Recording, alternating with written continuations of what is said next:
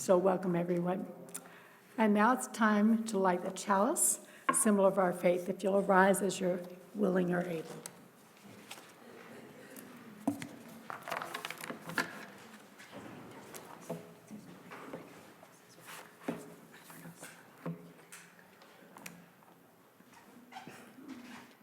Love is the doctrine of this church. The quest for truth is its sacrament, and service is its prayer. To dwell together in peace, to seek knowledge and freedom, to serve human need. For these high purposes do we unite in worship. If you would all stay standing, I invite you to share the peace with each other.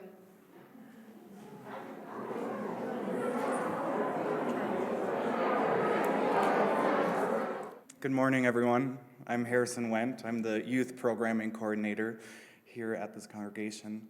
I want to start by saying hi to my grandma. I love you, Nanny.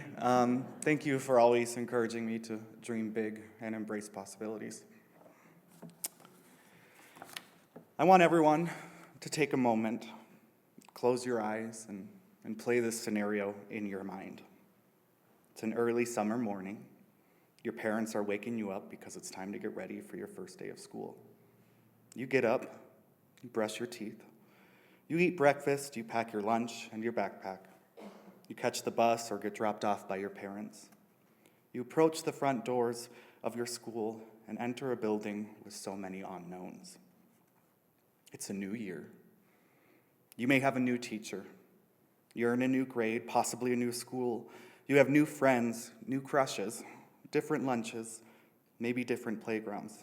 You'll learn new words. You'll read new books. You'll read old books. You're wearing new clothes. So much is new, and so much is unknown. But every one of these children here today chose to embrace these new and different possibilities, whether scary or not. Now, at this moment, I want you to think of the wonderment in a child's eyes. They show us that even what we might view as mundane is an opportunity to create something new. Everything they do, see, and interact with is exciting because there's mystery and untold knowledge waiting to be uncovered. It's a lesson in exploration to watch a child learn and experience the world for the very first time. They aren't tied to expectation or outcome because they don't have a reference for how they think things might turn out. They continually embrace possibility. So what is the embracing of possibility? How do you embrace possibilities? How do you open your mind and heart to the unknown? How do you move past failure and embrace the lessons learned? What is failure? Who defines it?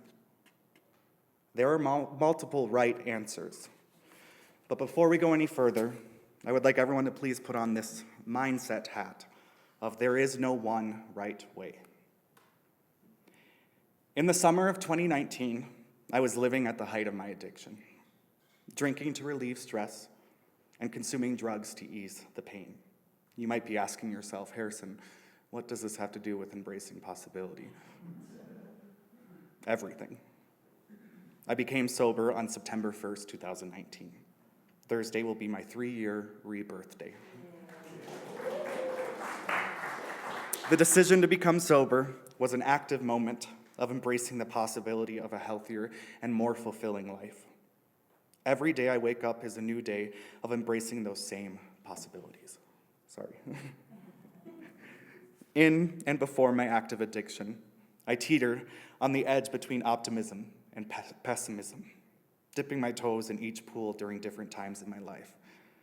Looking back, I now see that the pool of choice was often directly tied to my state of mind at that time. In sobriety, getting curious about how I express myself to this world and even to myself has allowed me to find liberation that I couldn't have dreamed of. If I remained tied to who I'd always been, I would have lost the chance to explore who I've become. Through the journey of being willing to understand and permitting myself to not have all the answers, even about my identity, I've found deep healing.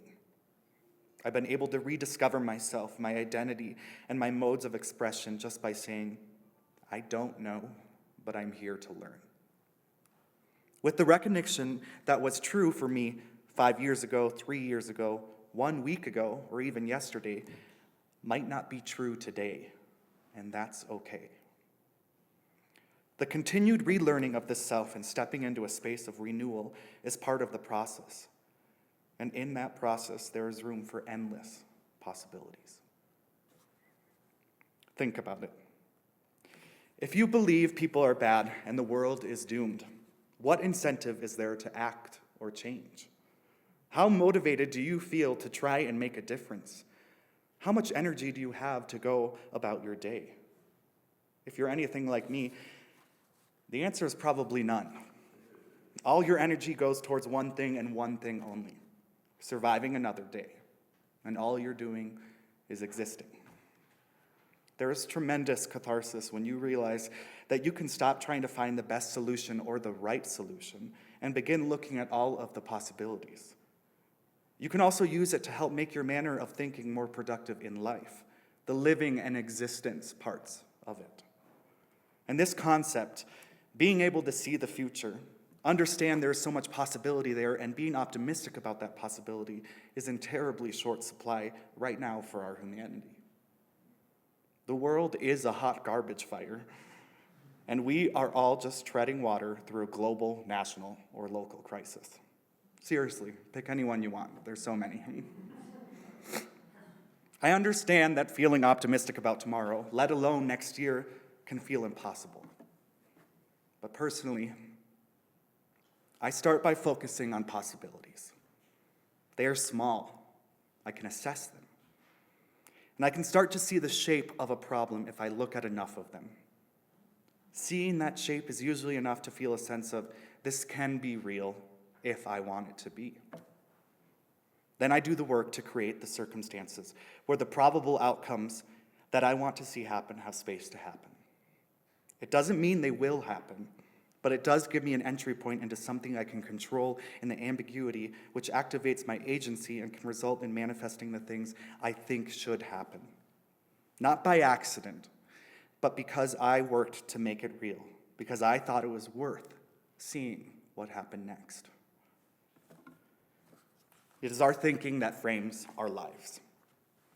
So why do so many of us limit ourselves?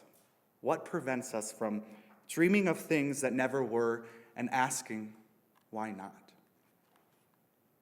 The ability to hold space for not knowing takes courage and vulnerability.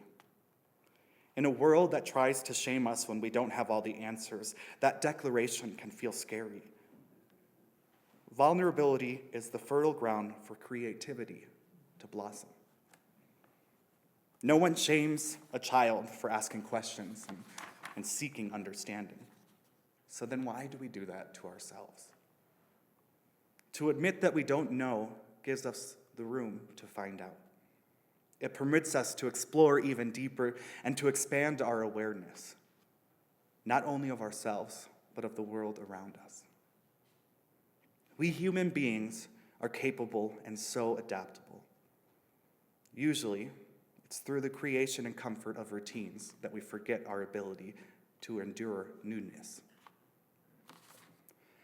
In March of 2020, we were all hit with a new reality, COVID-19. As I was writing this, it came to mind how truly incredible it was to see so many people around the world shift routine and find a new sense of normal so quickly. We all adapted to online learning, community, and connection within a few weeks and even days in some cases.